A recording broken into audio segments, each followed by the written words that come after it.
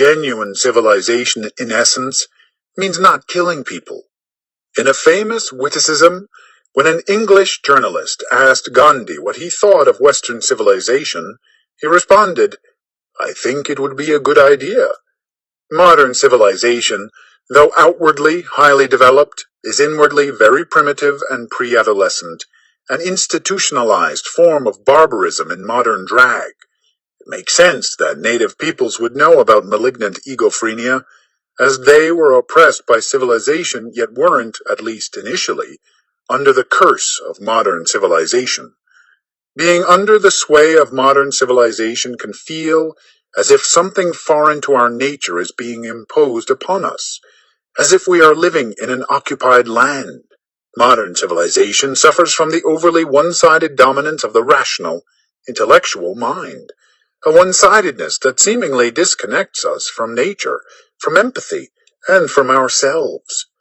Due to its disassociation from the whole, Wetiko is a disturber of the peace of humanity and the natural world, a sickness which spawns aggression and is capable of inciting violence among living beings. The Wetiko virus is the root cause of the inhumanity in human nature, or shall we say, our seemingly inhuman nature. Wetiko represents and inspires the worst a human being can do to another human being, and ultimately to ourselves. This psychic virus, a bug in the system, informs and animates the madness of so-called civilization, which in a self-perpetuating feedback loop feeds the madness within ourselves. Forbes continues, "This disease, this Wetiko cannibal psychosis, is the greatest epidemic sickness known to man. Cannibalism symbolically has to do with feasting on another's soul. We as a species are in the midst of a massive psychic epidemic, a virulent collective psychosis that has been brewing in the cauldron of humanity's psyche from the beginning of time. Like a fractal, Wetiko operates on multiple dimensions simultaneously, intrapersonally, within individuals, interpersonally, among ourselves, collectively, as a species, as well as transpersonally, in a realm beyond our personal selves. Those afflicted with Wetiko consume, like a cannibal, the life force of others, human and non-human, for private purpose or profit, and to do so without giving back something from their own lives. Since genuine predators, full-blown Wetikos, which can be an individual person or the person of a corporation, are not in touch with their own humanity, and therefore can't see the humanity in others. Instead, they relate to others either as potential prey, or as a threat to their dominance.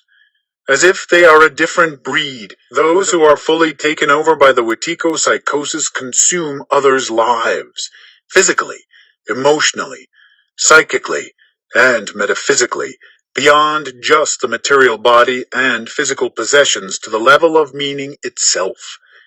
Wetikos are the anti-artists of our culture, embodying the opposite of what creative artists do. Unlike an artist who creates life-enhancing meaning that enriches the world without robbing others, a Wetiko takes and consumes without giving anything back, continually impoverishing the planet, draining it of its resources. These anti-artists are also averse to the open-ended freedom of true artistic, creative expression, which they fear because it threatens their Wetiko-driven world. Art, the demonic, and Wetiko. Many of us can't fathom the level of evil to which full-blown Wetikos have fallen prey, and of which they are capable. They have a distinct advantage if we don't recognize their predator-like nature. We can't possibly meet their challenge unless we clearly discern what we are up against. As the old adage counsels us, it is important to know your enemy. The depth of depravity being acted out is so dark, however, that it induces in many a tendency to pretend that it isn't really happening. When evil, for example, is being enacted by our own government, by those who are supposed to have our best interests in mind, and are entrusted with our protection, It is intolerable to realize that atrocities are being perpetrated in our name. Thus, the evidence has to be internally denied. This works to the Wetiko's advantage, as it allows them to continue to act out evil in a manner which is denied by and incomprehensible to us. Their evil is so off the radar of our accepted system of morality that it is practically beyond the ability of our legal system to redress. Our lack of imagination for the evil existing in potential in humanity is a direct reflection of a lack of intimacy with our own potential for evil, which further serves to enable the malevolence of Wetiko to have nearly free reign in our world. We can't afford to have a concept of evil that is too small. This is why Jung counseled us to develop an imagination for evil. Because being able to imagine the scope of evil that human beings can fall prey to, become instruments for, and act out empowers us to see the evil more clearly, as it appears both in the world and within ourselves, and thereby deal with it more effectively. Evil devastates any possibility of an intellectual response. The tools of the rational intellect are as helpless in coping with the after effects of evil as it was in preventing it. In our psychic blindness, we are complicit in the spreading of the evil of the Wetiko psychosis, a systematic evil whose depth and depravity is beyond the capacity of words to fully describe. Evil ruptures and paralyzes the ability to language our experience, creating a seemingly unbridgeable gap between language and the event it is supposed to describe. Finding ourselves confronted with that place of no words, we are forced to simultaneously discover and create a new language, a language which is universal and transcends language itself, a language known as art. Being that Wetikos are the anti-artists of our time, it can help us to understand and deal with the plague of Wetiko by stepping into and seeing it in contrast to its antithesis, the archetypal figure of the artist.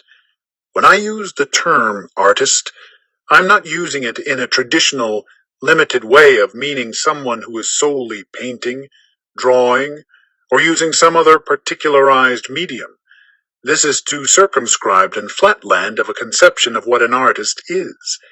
When I use the term artist, I am alluding to the fact that we are all creative, multi-dimensional visionary artists and dreamers whose canvas is life itself.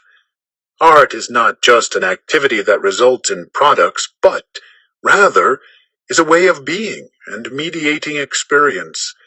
The very act of verbally or non-verbally languaging our experience, of giving creative shape and form to what is happening, both inside and outside of ourselves, is itself the process through which we, as artists, deepen our realization of what we are trying to express.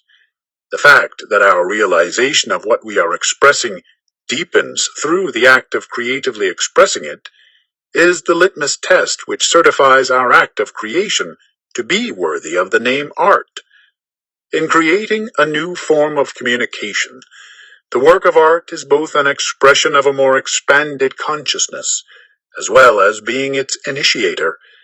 Art attains its greatest numinosity and ability to affect others when the creator of the work of art is recreating themselves and being transformed in and through the act of creating the work of art.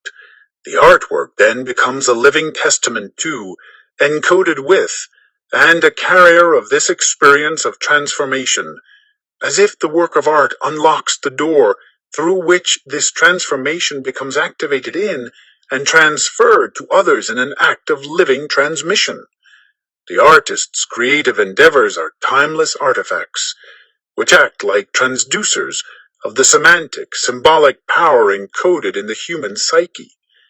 Contagious in its effects, art can virally spread via the unconscious of our species in a way which liberates and unleashes the latent, creative energy lying dormant in the unconscious of humanity, which has the power to effect real change in the world. Ultimately speaking, the real purpose of art is not merely to momentarily express ourselves so as to make us feel better, but to awaken us and make us free. Like all of us, the artist suffers from the spirit of the age. The creative artist, like a shaman and magician, however, is able to be informed by and constructively channel, transmute, and outpicture the seemingly obscuring demonic energies of Wetiko in a symbolic form that takes away Wetiko's spellbinding power over themselves, while at the same time helping to non-locally dispel the collective enchantment pervading the entire field of consciousness. Discovering novel, creative, and ever-evolving articulations of language to express experience is a spell-casting activity, in that it serves to dispel the veil of illusion which limited forms of language can cast, which seemingly obstructs us from the true richness of our own experience. Creatively expressing what is moving us is the very act which liberates us from the compulsion of having to unconsciously recreate these energies self-destructively in a way that continually re-traumatizes both ourselves and the world around us. In the figure of the artist, the creative spirit realizes itself through us, while at the same time we, as artists, reciprocally realize ourselves through it.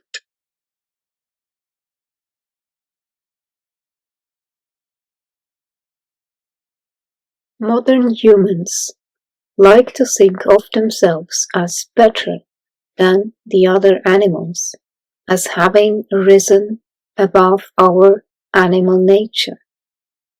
But when you look at these defining themes of animal, the opposite is true. Far from having transcended animal, we are the very definition of animal, the epitome of it. In fact, in some ways, you could say that we are the qualities of animal taken to an extreme. Our fellow animals are seen as less conscious than us, and so do not merit the same rights as us. We name our species Homo sapiens, which means wise man, the pinnacle of the evolution of the hominid genus. In fact, we even name modern-day humans Homo sapiens sapiens, wise men, which is ridiculous. To elevate our subspecies that emerged somewhere between 50,000 and 30,000 BC, above our more primitive human ancestors. We deem ourselves above our earlier human ancestors, and above the rest of life. We talk of animal nature as being lower. To say that someone is a bit of an animal or acting like an animal is an insult. Sky religions tell us that animals are further from God than us, that God made us in His own image, and that if we are to get close to God, then we must transcend our animal nature and instincts and the earth itself. Wow, this is so misguided.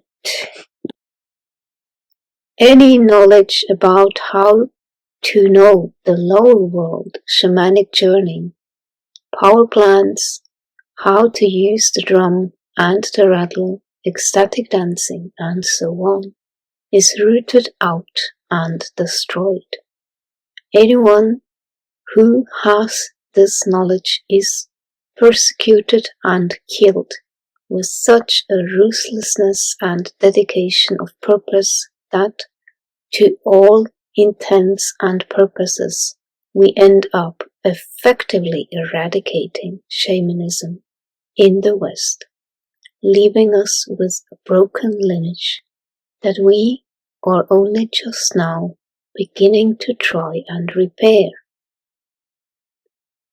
This notion that up is good and down is bad is in many ways a spell, a curse even. To free ourselves from it, we need to break its spell. Our recovery can begin with being aware of it and realizing that it is simply not true. From a shamanic point of view, and in fact, from the perspective of any balanced and grounded spiritual practice, the notion that up is good and down is bad is sheer and utter nonsense. It is a deranged value judgment that is symptomatic of our screwed up relationship with the earth. It is a powerful spell, which is wetiko, a powerful thought form that has taken on a life of its own and infected people and spread throughout human society and flowed down over 1,000 generations. It is ancient and deeply rooted in our culture. It is not only a symptom of our broken relationship with nature, but something that creates and perpetrates that rift. As humans, the language we use molds and shapes the way in which we perceive and relate to the world around us, as does the system of assumptions, beliefs, and values that we are steeped in from childhood. Assumptions, beliefs, and values that are then reinforced by religions and other social institutions. Most people do not question the idea of human supremacy, but take it unquestionably as fact, whereas actually it is a myth that we live by, and one that we need to change. In terms of learning shamanism, you have to ditch the myth of human superiority. Shamanism is an entirely non-hierarchical, spiritual way of looking at the world. It is entirely free of the idea that up is good and down is bad. In shamanism, the upper world is not a better place than the lower world. God is not superior to goddess. Humans are not superior to animals. Animals are not superior to plants and stones. Everything is equal and deserving of equal respect, not just when journeying, but in day-to-day life. Being human, we are still very much animal, and so all the themes of animal that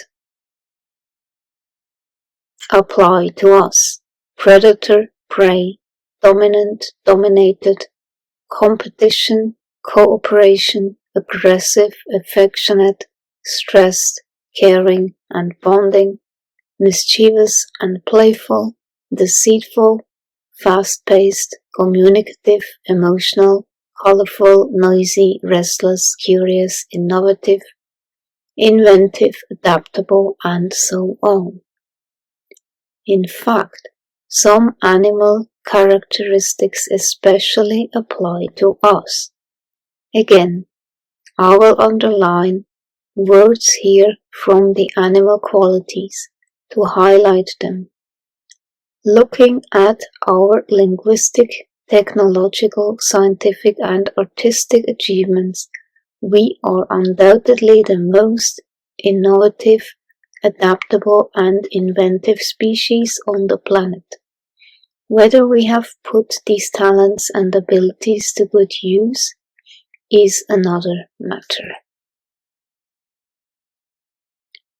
We may be the most animal of animals, yet hunter-gatherers knew we were not only animal, but something else too. These key qualities are being the most self-aware of the peoples, and so the least collectively aware, i.e., the most separate of the peoples. The ability to be something other than our true authentic soul.